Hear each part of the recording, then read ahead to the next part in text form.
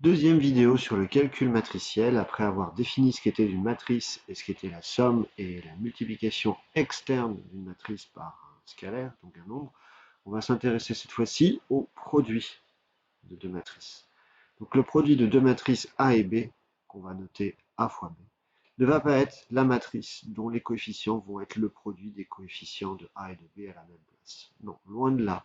On va même avoir besoin de prendre deux matrices de taille totalement différentes. Alors, pas tout à fait totalement différentes, on va avoir besoin que le nombre de colonnes de A soit égal au nombre de lignes de B.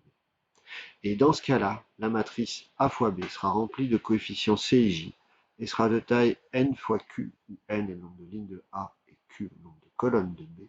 Et le coefficient C et J sera donné par une formule assez étrange qui va être la somme des AIK BKJ pour K allant de 1 jusqu'à P. Alors pourquoi prendre une définition si alambiquée et si compliquée? On ne voit pas forcément tout de suite pourquoi. Mais l'idée, c'est que dans le chapitre sur les espaces vectoriels, on va avoir à définir des applications linéaires, et ces applications linéaires vont pouvoir être représentées par des matrices. Et faire la composée d'applications linéaires sera équivalent à faire le produit des matrices les représentant. Donc voilà une des raisons pour lesquelles le produit matriciel est ainsi défini. Alors, cela permet donc de définir une multiplication interne, ce qu'on appelle un produit, et on remet ici la condition pour que on ait existence du produit, le nombre de colonnes de la matrice à gauche A doit être égal au nombre de lignes de la matrice à droite B. Dans la pratique, comment est-ce qu'on dispose le calcul de deux matrices? Eh bien, on va disposer la matrice A à gauche et la matrice B à droite, légèrement au-dessus, de sorte à pouvoir faire ici apparaître le résultat, la matrice C, qui va être donc la matrice produit. On va calculer chaque coefficient C, I, J de la matrice C en disant que c'est, en se rendant compte, qu'on va avoir à utiliser que les termes A, I, K pour I fixé, donc que les termes de la ligne numéro I de A et que les termes B, K, J de la matrice B, c'est-à-dire les termes de la colonne J de B. Et qu'est-ce qu'on va faire sur ces termes-là? Eh bien, en fait, si on se rend compte de la formule, hop, on n'a plus qu'à les multiplier 2 à 2 entre eux, les deux termes que j'ai mis ensemble. Puis, une fois qu'on aura effectué tous les produits, on ajoutera tous les produits. On aura donc le coefficient CJ, il faut faire ça pour chacun des termes, et donc on dira que le coefficient CJ est égal au produit de la ligne I de A par la colonne CJ de B. Alors dans la pratique, regardons ce que ça donne avec deux matrices de petite taille. Alors, deux matrices de petite taille, on va prendre cette matrice-là, de taille 2, 3, et cette matrice de taille 3, 2. Déjà, est-ce que le produit existe? Eh bien, on regarde le nombre de colonnes de la matrice A, qui est égal au nombre de lignes de la matrice B. Donc le produit existe, et la dimension du produit sera égale au nombre de lignes de la matrice A fois le nombre de colonnes de la matrice B. Donc on aura une matrice résultat de taille 2, 2. Il nous reste donc 4 coefficients à calculer. 4 coefficients à calculer, commençons par celui qui est en haut à gauche, le coefficient d'indice 1, 1, qui sera donc un coefficient qui met en jeu la ligne 1 de A et la colonne 1 de B.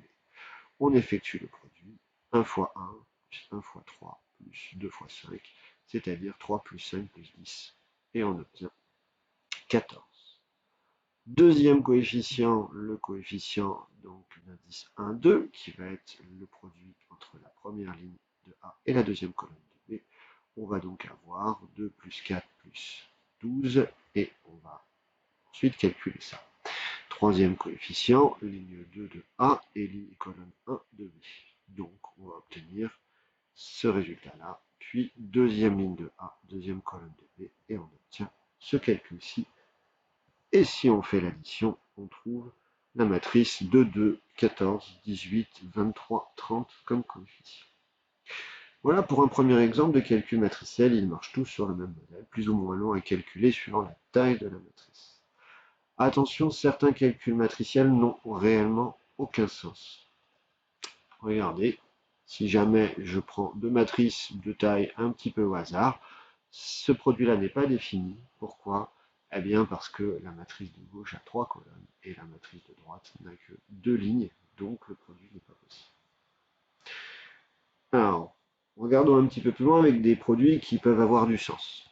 Donc on va prendre deux matrices de taille 3,2 et de taille 2,3. Calculer si possible A fois B et B fois A. Je vous laisse regarder si c'est possible et effectuer le calcul. Vous pouvez mettre sur pause. Et donc, après un petit peu de recherche, on s'aperçoit que les deux calculs sont possibles, que la matrice A fois B, elle est de taille 3,3 et on peut calculer ses coefficients, et que la matrice B fois A, elle est aussi possible, ce calcul, et c'est une matrice de taille 2,2. Donc déjà, on remarque que A fois B et B fois A, lorsque les deux sont définis, ne sont pas forcément de même taille. Déjà.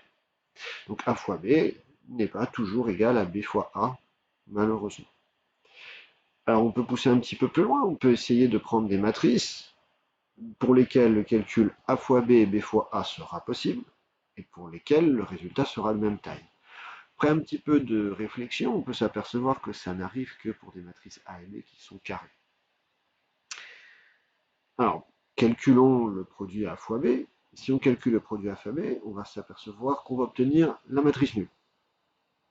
Si on calcule le produit B fois A, on va s'apercevoir qu'on trouve, et bien pas la matrice nulle, on trouve la matrice qui contient un 1 tout en haut à droite.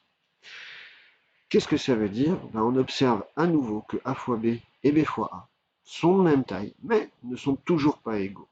C'est-à-dire que la multiplication matricielle n'est pas commutative. Que remarque-t-on aussi en particulier avec le produit A fois B? Alors, on remarque qu'il est égal à la matrice nulle. Ça veut dire qu'on a un produit de deux matrices non nulles qui est égal à la matrice nulle. C'est-à-dire que donc, un produit de matrices peut être nul sans que l'une ou l'autre des matrices ne soit nulle. Ça, c'est quelque chose qui est totalement contre-intuitif avec ce qui se passe dans les réels ou les complexes. Un produit de réel ou de complexe est nul signifie nécessairement que l'un des deux facteurs est nul. Pourtant, ce n'est pas le cas sur les matrices, et donc on dit que l'ensemble des matrices n'est pas intègre, et on n'a surtout pas le droit de résoudre des équations produits comme sur les réels ou les complexes. Donc c'est vraiment une erreur qu'il faut éviter. Et dans la vidéo suivante, on verra qu'est-ce qu'on a le droit de faire comme opération au niveau du produit en termes d'associativité, de distributivité, et on verra également l'opération transposée sur les matrices.